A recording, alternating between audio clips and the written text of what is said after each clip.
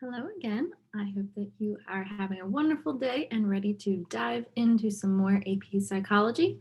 So let's go ahead and get right to it here. So we are going to be continuing on now with the part of our unit that is thinking and language that we started with the last video. And today's lesson is about solving problems and making decisions. It's module 35.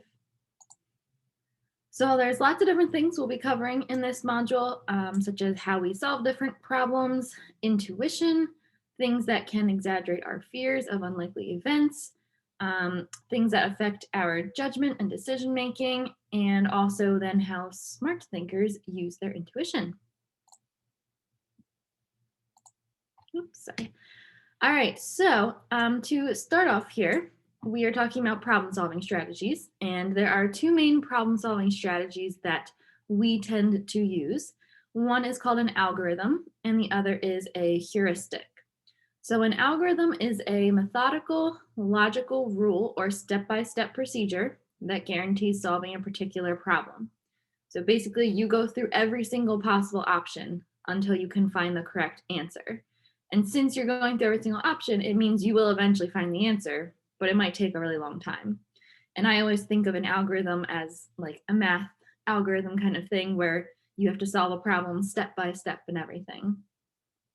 On the other hand, we have heuristics, which is a simple thinking strategy that often allows us to make judgments and solve problems efficiently. So essentially, a heuristic is just a mental shortcut.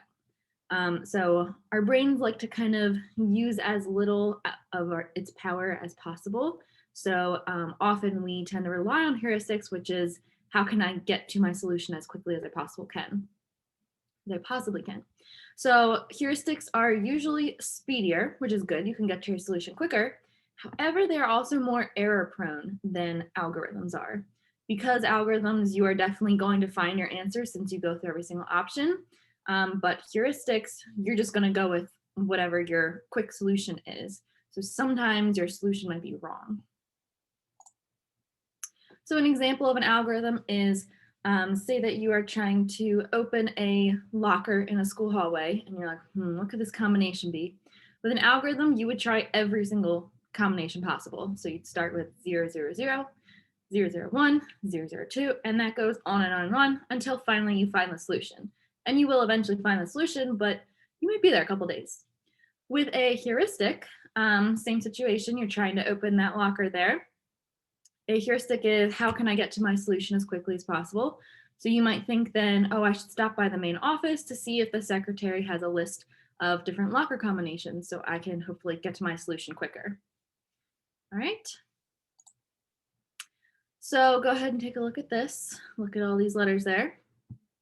See if you can figure out what this word is. If you were to use an algorithm, you would try every single possible letter combination with each letter in each place until you could get the correct solution. That's 907,200 different options there for you to go through, though. So maybe not your best option in this case. With a heuristic, that is helping you get to your answer quicker. So you might think, all right, let me group some of these letters together that typically appear together, such as C and H and G and Y. And then let me kind of separate out some letters that typically don't occur together, such as two Y's next to each other.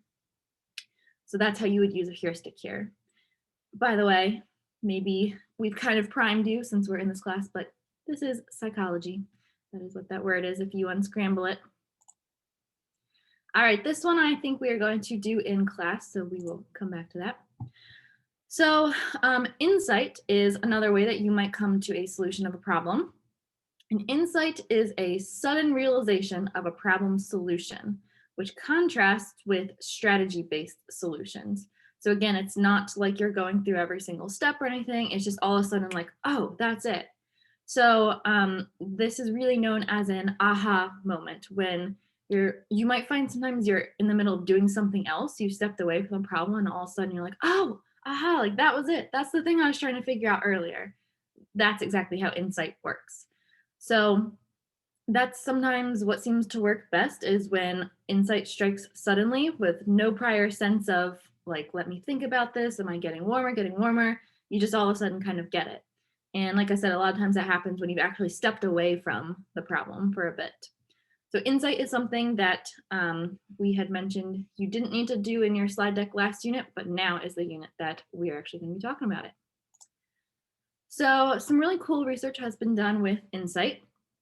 In one study, researchers asked people to think of a word that forms a compound word or phrase with each of the 3 other words in a set, such as pine, crab, and sauce.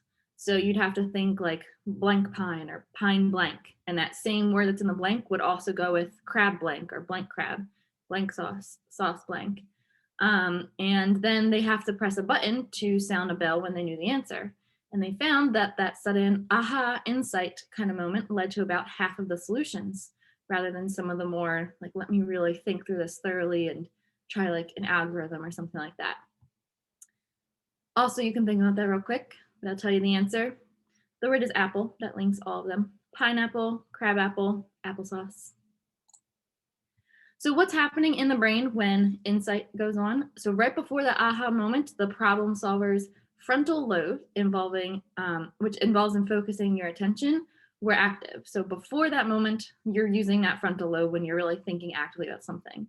But then when they actually have that moment of discovery, there's a burst of activity in the right temporal lobe, which is just above the ear.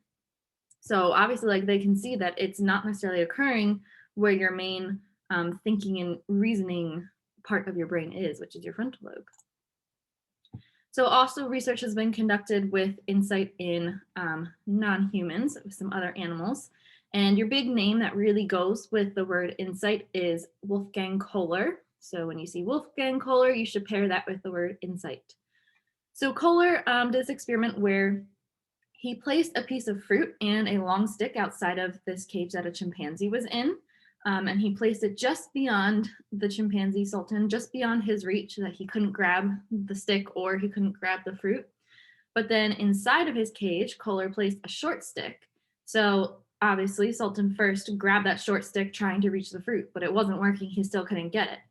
After a bunch of failed attempts, finally, Sultan realized that he needed to find a different approach. So he literally kind of dropped the stick and was just like thinking about it for a second. And then it seemed like he had that aha moment all of a sudden where he jumped up and he got the short stick. But this time he used the short stick to pull the longer stick towards him. Then he used the longer stick to get that fruit that he wanted. So it's interesting that we have this even in animals too. It's not just humans that we have this insight kind of thing happening. However, there are some obstacles with trying to solve problems, and 3 of them we're going to talk about are confirmation bias, fixation, and mental set.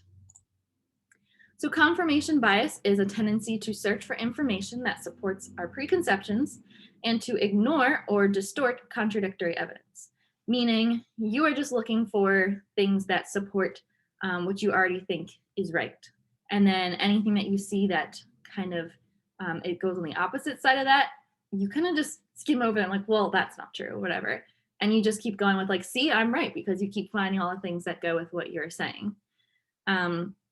So this is something that can be extremely dangerous in a lot of different things. Like if you're having some kind of disagreement with someone else and you go to then like find some evidence or something, again, you might just only be finding resources that provide, that strengthen your own viewpoint and everything. Also, confirmation bias can be really dangerous in research settings when if a psychologist has a specific hypothesis before they do their experiment, then they might have the results come in, and it's a lot of work to get research going and everything. So there's kind of like a lot that weighs into it, but then they might kind of try to like unintentionally keep looking for the results in their research that supports what their hypothesis was, rather than the other side, which the other side might be your thing didn't work that you're trying to study, but they're going to keep looking at the cases like, but it did work. Look at these cases. So sometimes that can unintentionally happen and lead to some confirmation bias there. So confirmation bias is when it leads us to seek evidence for our ideas, and we are more eager to do that than we are to seek evidence against our ideas, which like kind of makes sense. No one really likes to be wrong, so you just want to find things that support you even more. So here we've got compelling lies over here, or unpleasant truths, people would rather go to those compelling lies. Okay, different kind of problem solving issue here. So go ahead and think about this for a second. How would you arrange 6 matches like this to form 4 equilateral triangles, meaning all sides of the triangle are the same? How would you do that? You can think for a second, pause the video if you would like, but I'm going to show you the solution. You could do them like that, where you kind of put them in a pyramid type of thing. So you have to view this from a new perspective in order to figure this out, which is breaking that thing that might have had you stuck of this has to be a 2-dimensional solution, like I have to lay all the matches flat. No one ever said that that was the case, that you had to do that. So instead you had to think outside of the box and go to, oh, this is a 3D thing here that I could potentially do. So if you got it, awesome, nice, let us know, that's wonderful. If you didn't, don't worry, this is something that's very common that happens that we're going to talk about. So this is called fixation. It's also commonly called functional fixedness, and it is the inability to see a problem from a new perspective. So it's something that gets in the way of problem solving. So a lot of times something that happens with fixation or functional fixedness is you're not able to think of more than one solution for, or more than one use for an object, for instance, such as, like, if I have my water bottle here, obviously it's used for drinking water, but perhaps I could also use it to prop something up, so I can like lean something against it or something instead. So that sometimes happens when we have functional fixedness, when you, the whole fixation idea is you can't really think outside the box, you're kind of stuck on some kind of solution that's just pretty narrow. And I'll be honest, I'm really, really bad at this. I often am not feeling very creative to think of new uses for different objects. So another obstacle to problem solving is called a mental set. And a mental set is our tendency to approach a problem with the mindset of what has worked for us previously. So basically, if you tried something and it has worked in the past, then you're probably going to do that thing again because, like I said, we like to find shortcuts wherever possible. So your mind kind of goes to, oh, well, I tried this once, so this will probably work now if I do it again. And that's not necessarily always true. Sometimes that could be right, but other times it's not necessarily the way to actually best solve a problem. So an example of that here, think through this for a second, and again, you can pause if you want. But if we have this sequence O, T, T, F, and then blank, blank, blank, what do you think those final 3 letters are? And like, how are you going to figure this out? What do those letters mean? Are they just randomly there? I'll tell you they're not random. There's a specific reason those are there. So I'll tell you the answer for that. The next 3 would be F, S, and S, because those were pointing out the first couple of numbers. So we've got 1, 2, 3, 4, and then F would be 5, S for 6, and S for 7. So that's what these letters are there. So knowing that though, like that might have been kind of tough. But then if you're given this sequence, J, F, M, A, blank, blank, blank, what are those final letters? So you might realize that some solution that worked in the past will probably work on this new kind of problem here. So you might think, all right, what's some kind of order of something where it starts with those letters?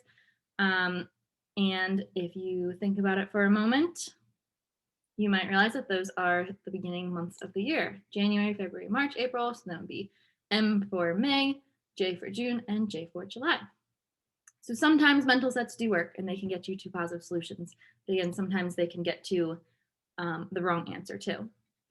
So what is intuition? This is something that also helps us to solve problems. It is an effortless, immediate, automatic feeling or thought instead of some kind of conscious reasoning that you have for something. So I often like to say this is like that gut feeling that you might get with something. So when people say like, trust your gut. So for example, when you're taking a test, I often like to say that most of the time, whatever your initial thought is of what's the correct answer from this choice, these options of multiple choice answers here, and then you might go back and you might second guess yourself, like, I don't know. A lot of times your gut, your intuition is correct and it is that first answer that you thought it was. That's not always true. Sometimes you realize you were wrong, but a lot of times we have really good senses of intuition where we can kind of process something really quickly and you just have that gut feeling of like, I don't know why I think that this is it of whatever it is you're thinking about, but I just feel like it really is. And we tend to be right a lot. So two kinds of mental shortcuts that we have. Remember, we talked about heuristics earlier, heuristics versus algorithms. And heuristics are those mental shortcuts, but there are two different kinds of mental shortcuts we have that, again, can be helpful because sometimes they get us to the right thinking, but other times definitely stand in the way and cause some problems. So we have the representativeness heuristic and the availability heuristic. These are definitely two things that can be easily confused, but you definitely want to make sure you know the difference between them. So spend some time working with each of these. The representativeness heuristic is where you estimate the likelihood of events in terms of how well they seem to represent some of our prototypes. So remember from our last module, a prototype is like, what is the best example of whatever this concept is? Like, what is the best example of a chair? When you think of a chair, what does that look like? So the representativeness heuristic, you're trying to figure out how likely is this thing based on what I know about the prototype of this group. But that might lead you to ignore some other very relevant information. The availability heuristic is when you estimate the likelihood of events based on their availability in memory, meaning how readily you are able to have that thing come to mind. Perhaps because it's something super vivid or something that you just tend to hear a lot. So then we tend to assume that those things are commonly happening. And these will make more sense when I can give you some examples on the next slide. So for the representativeness heuristic, this one can be particularly dangerous because it can lead to a lot of stereotyping, prejudice, and discrimination. So you definitely have to be careful with this. So if you consider when some non-Arab travelers after 9/11, they were then becoming more concerned anytime they saw a young male of Arab descent boarding their plane. A lot of people thought that, oh, this person fits this prototype of what I know a terrorist is just because of 9/11 and what that taught you what a terrorist might look like. So that representativeness heuristic kicked in, and then people were making these really horrible automatic assumptions about someone who had absolutely no kind of ill will at all. They had no plans to do anything, but just his presence evoked anxiety among a lot of other passengers, though they have found that like nearly 100% of those who fit this prototype are peace-loving citizens. So this is just one example of how we can very quickly get to stereotyping and in a very bad way, a way that leads to prejudice and discrimination. There's this other example here too, where there's a mother of 2 Black teens and 3 white teens, and she asks other parents, do store personnel follow your children when they're picking out their Gatorade flavors? Because they don't follow my white kids. And do your kids get pulled out of the TSA line time and again for additional screening? My white kids didn't. So again, that's kind of going with here that people have this prototype or stereotype of delinquent Black teens, or again, like terrorist Arabs, and they might unconsciously use that representative heuristic to judge those individuals. Even if it's unintended, that is still racism. And obviously, I think that this is something that has really, really come to light recently. I know as a super sensitive topic for people, so I absolutely want to be mindful of that. But I think that we have seen this a lot with people trying to emphasize that even if you're not intending to be racist in some sort of way, you still might be just because of certain assumptions you make about people based on stereotypes, and again, that representativeness heuristic. So definitely second guess yourself sometimes because you're not necessarily always correct about this. And it can lead to some really harmful things with other people.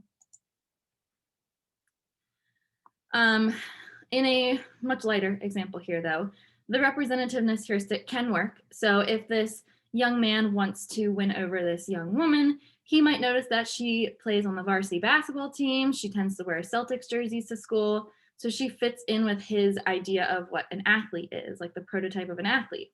So he decides to buy 2 tickets to the NBA finals and asks her if she'd like to go. So his behavior of buying the tickets is based on how well that woman fits into his concept of a sport-loving athlete. So he believes she'll say yes, and good news, she does. Yay, so happy for the two of them. They lived happily ever after. So that's our representativeness heuristic, where you're kind of seeing how well something matches a prototype you have for something. The availability heuristic is when we are estimating the likelihood of an event because of how fast those things can come to mind. Are they readily available in your memory? And if they do, then you tend to assume those events are common. So that can lead to some really um, false assumptions about things. And just AP tip here, definitely make sure you know the difference between those two, like I emphasized. So we tend to fear the wrong things because of the availability heuristic. So yet another example here about race, but in 2015 and again in 2016, people sometimes tend to fear Islamic terrorists and everything, Islamic people, because they associate them with terrorists. But the thing was, in 2015 and 2016, Islamic terrorists actually shot and killed fewer Americans than did armed toddlers. So toddlers who, for some reason, were able to get a hold of a gun. So this quote down here is kind of interesting to think about. Don't believe everything you think. So usually it's like, don't believe everything you hear, because other people can be wrong, but we can be wrong a lot of times ourselves. And it's really hard to admit that, but your mind can jump to some really inaccurate conclusions. So another example of the availability heuristic, other things we might be afraid of, such as, again, after the events of 9/11, people tended to be really, really scared of flying and assume that flying is one of the most dangerous things, because obviously that was what was in the news. A lot of people lost loved ones. That was something that was very salient in their minds. However, car accidents, and sorry, I don't mean to freak anyone out here, but car accidents are actually much more likely to happen. It's much more likely that you would be killed in a car accident than you would in a plane crash. Yet, unfortunately, car accidents happen all the time that you don't hear about them all the time on the news. But instead, what you do hear about most is, if there happens to be one, if there's a plane crash, you tend to hear that. So then we think, oh my gosh, planes must be so dangerous. I have a fear of flying. I want to stay away. I'm just going to drive instead. But statistically, it is more dangerous to drive than it is to fly. And again, sorry, not trying to freak you out. But at the same time, a lot of you are starting to drive or have been driving for a little bit. So keep that in mind. Make sure you are really, really safe, because so many different things go on when you are driving. So why do we tend to fear these wrong things? There's a couple different reasons. One is that our ancestral history has prepared us for certain things, like back in the day when snakes were commonly hurting people, and spiders and all these different things. Those were like kind of protective mechanisms that we developed in order to survive over time. So some of them like aren't your fault. They just come from your DNA almost. We also tend to fear things that you can't control. So people tend to fear flying because you have no control over what happens with the plane. It's all up to the pilot. Whereas driving, you might think, okay, I'm in control of whatever happens here. I know I can avoid an accident or something, which isn't necessarily true, unfortunately. So you might feel more comfortable driving, though, rather than flying, because flying, you have no say over what happens. We also tend to fear whatever is immediate. So with flying, the dangers are actually most high in the initial takeoff and then the landing. The in-between part with flying is typically not very unsafe. But the dangers of driving are more spread out across many moments, which are all dangerous. But instead, the parts of the plane that are more dangerous kind of stick out in your mind, instead of how driving is kind of continuously dangerous. And then also, thanks to this heuristic, we fear what's most readily available in memory. So think to yourself for a second, what would you say you are more afraid of, sharks or heart disease? I feel like most of the time, if I say like, name your biggest fear for me, it would be way more likely that I would hear people say, I'm scared of sharks, than I'm really scared of heart disease. But again, statistically, heart disease is way, way, way more likely to kill someone than a shark attack was.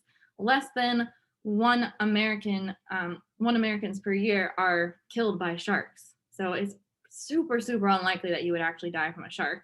Whereas heart disease kills 800,000 Americans per year. So it's also with a shark, you can easily kind of imagine that because especially, we have our movies like Jaws and everything, but then like trying to picture someone with heart disease, you don't have this vivid imagery with it. So it's not something that tends to come to your mind very quickly. So think about that. Sometimes your fears can be very wrong and it's not necessarily your fault, but sometimes they're kind of unrealistic just based on statistics. So then sometimes our decisions and judgments can be affected by overconfidence, which we have kind of talked about before, but that means that we tend to be more confident than we are correct. We overestimate how accurate our beliefs and judgments are. So sometimes our judgments just go awry because we're more confident than we are correct. It's really hard to think you might be wrong about something, as I said earlier. So it can lead to a planning fallacy, which is when you overestimate either your future leisure time, how much like free time you have, or you overestimate your income. So one example here of like underestimating your time is that students, so this is very applicable to you, students and others often expect to finish assignments ahead of schedule of, okay, this thing will only take me like a day and this will only take me an hour, so I'll be fine with that. I can wait till like the last minute to do that. But actually, a lot of times then those projects end up taking about twice the predicted time.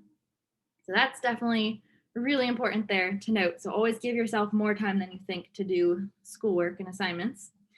And then also anticipating how much more time we'll have in the next month. We tend to happily accept invitations of, oh yeah, I'm really busy this month, but I'll be more free next month. And then we also believe that we will more likely have more money next year. So then you might take out a lot of loans or buy something on credit now because you'll be better off with money in the future. So those are definitely ways that we tend to underestimate things and we're overconfident in exactly what something will look like. Belief perseverance then is when you cling to your own initial conceptions after the basis on which they're formed has been discredited. So basically, you have a certain belief system about something, then there's kind of evidence against that, but you still cling to that belief system. And the more we come to associate the idea of why your beliefs are probably true, the more likely you are to keep sticking with them more. So say, for instance, in politics, you have explained to yourselves why candidate X will be a better commander-in-chief than candidate Y, then you tend to ignore evidence that undermines your belief there. So some research with belief perseverance shows that people with opposing viewpoints in capital punishment, they engage people in one side or the other, and capital punishment is like the death penalty. And after they studied two supposedly new research findings, one supporting and the other refuting the claim that the death penalty deters crimes, each side was more impressed by the study supporting its own beliefs. And then they're able to readily want to dispute the other side of the study. So again, you kind of, even when you're presented with information that's not necessarily true, but goes with your own belief, you definitely stick with that further. So showing the pro and anti-capital punishment groups the same mixed evidence actually increased their disagreement, which is interesting. This is really interesting, I think, right here. Rather than using evidence to draw conclusions, so basing your conclusions on evidence, they instead use their conclusions to assess the evidence. So they came into it with, I have my belief system, let me find evidence that supports this. And that's known as like motivated reasoning. So you can take a moment to reflect on this and how this can lead to some different polarization we have in politics and other things in our nation. So we also have framing, which affects your decision making, and that is the way an issue is posed. So just the way that something is worded can really, really change the way that you think about it and your beliefs about something and your decisions on something. So we have talked about this before with like the wording effect when we talked about surveys and everything, like the way that you word a question can kind of be misleading. It can lead people in a certain direction, or it's just this framing effect where you're kind of putting people into a certain mindset. So for example, if they ask you, are you in favor of gun safety laws versus if they asked, are you in favor of gun control laws, more people are probably likely to say, oh yeah, gun safety, definitely. But gun control, that implies something of you're taking away my rights and everything. So when they mean the exact same thing, people might be more likely to agree with gun safety. Same idea with undocumented workers versus illegal aliens, and carbon offset fee versus carbon tax. People don't like to hear the word tax, but if it's an offset fee, that's okay. So all of these things are saying two different wordings for the same thing, but there's probably one that you agree with more. And that can be a really powerful tool for persuasion. So think about this: if you are ever in the doctor's office, a hospital, anything, and a doctor says that with this potential surgery you'd have to do, we've seen that 10% of people die with this surgery. Or think about it if instead the surgeon said, so with this surgery, we see about 90% of people survive. Again, they're saying the same thing. If 90% survive, 10 people die. It's the same information, but the effect is not. The people, when they've done this in surveys and everything, the patients and the physicians both overwhelmingly say the risk is greater when they hear that 10% die. So just by hearing 90% survive, that makes people more likely to think it's safer than hearing the 10% die, because that's focusing on the negative outcome rather than the positive. So last thing here to think about: how do smart thinkers use intuition? Basically, how can you use intuition to your advantage here? So implicit knowledge that you've recorded in your brain, but you can't fully explain, that's that intuition thing. It shows itself in the smart and quick judgments of people like experienced nurses, firefighters, art critics, mechanics, different things like that. When, for example, like with a nurse, it might be like, I just have this hunch that it's this thing. Like, I think that this is the disease that this person might have, or like, we really need to get them to an OR like right away or something like that. So you might not be able to explain why, you might not have evidence, but you can sometimes just have those decisions there. And also going with your gut and everything, it helps you to recognize stranger danger when you see it. Sometimes unfortunately you get that feeling where like the hair on the back of your neck starts to stand up and you just like, something just doesn't feel right here.